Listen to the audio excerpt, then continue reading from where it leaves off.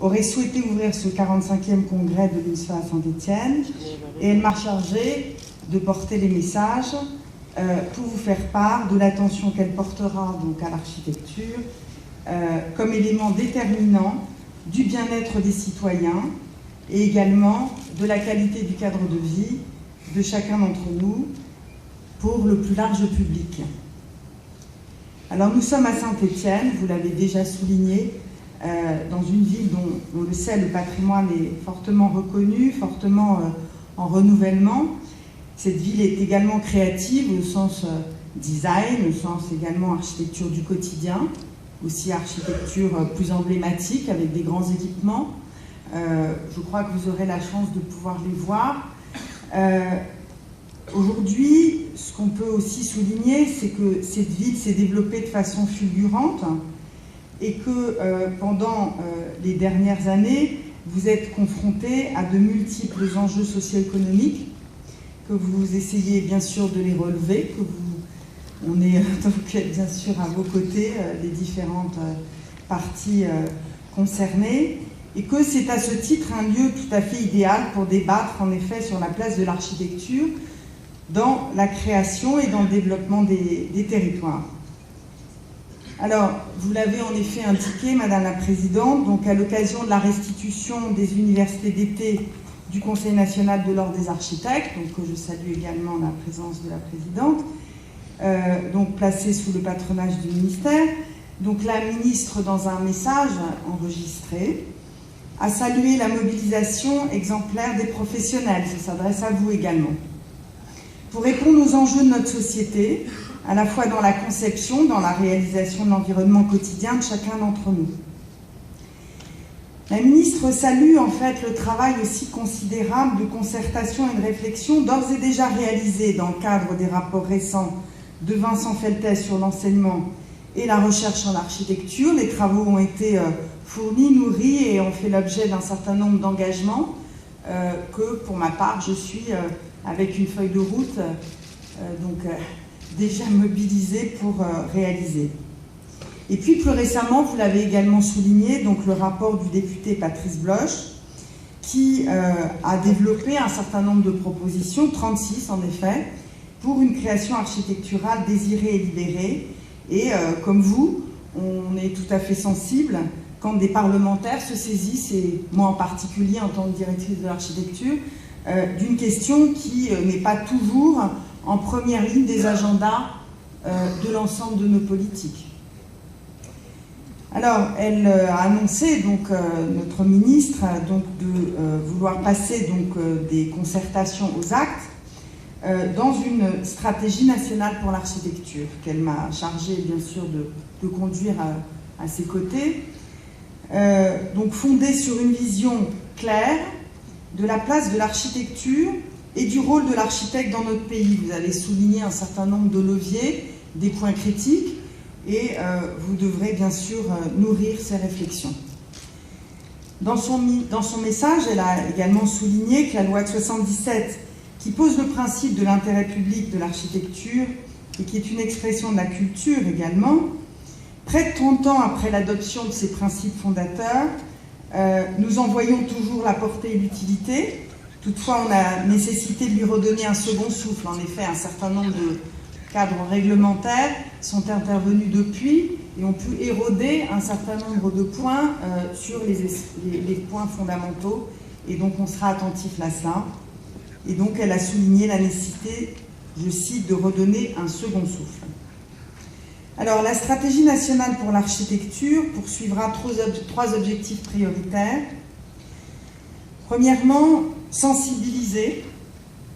Il s'agira en effet de considérer que l'architecture est une notion trop lointaine dans l'esprit de beaucoup de nos concitoyens. Je suis bien placée aussi pour le savoir comme vous. Il faut créer du désir d'architecture, cela a été dit. Cela passe par des actions d'animation à destination du grand public, des actions éducatives, de l'école élémentaire, avec un travail de terrain par les acteurs qui sont déjà en place, bien sûr.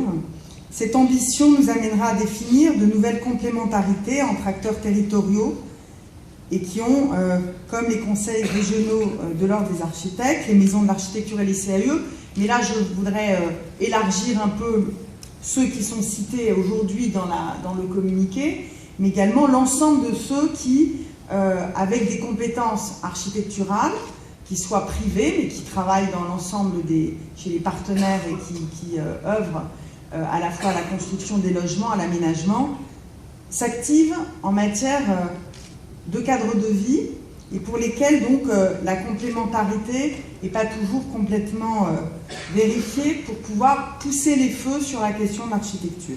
Donc là, sur ce premier volet, sensibiliser, on a déjà un certain nombre de points à identifier d'amélioration.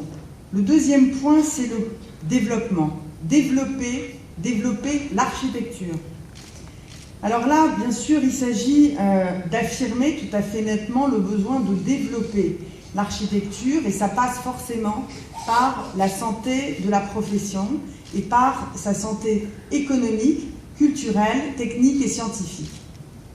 Alors, les syndicats comme le vôtre le savent mieux que personne, la profession d'architecte s'exerce dans un contexte de crise, et de crise de la construction, crise générale, mais dont vous êtes évidemment tout à fait impacté.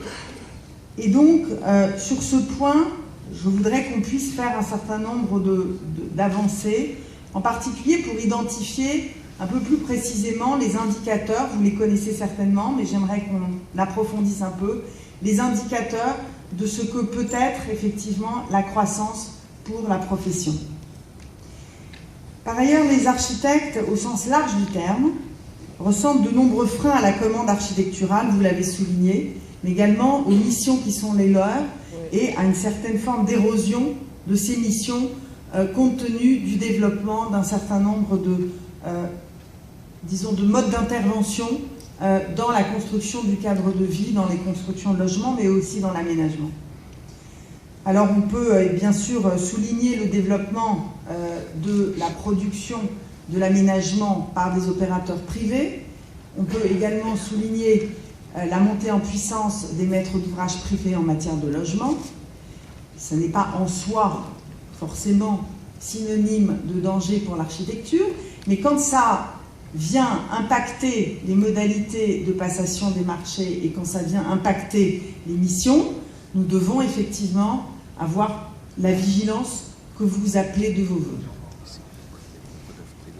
Le troisième point concerne, toujours dans le deuxième volet qui est le développement, la priorité devra aussi porter sur les questions d'exportation et le soutien à l'architecture en la matière vers le marché européen et international.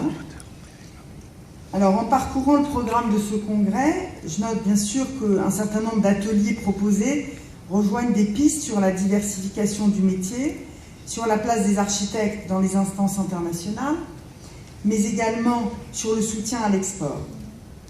Donc, la ministre souhaitera réactiver le comité interministériel des architectes à l'export, qui avait été créé il y a un certain nombre d'années et qui, depuis, a malheureusement été insuffisamment réuni.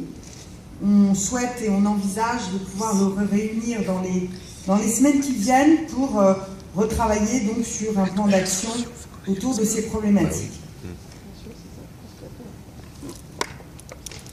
Enfin, dans la partie développement, je voudrais aussi souligner l'importance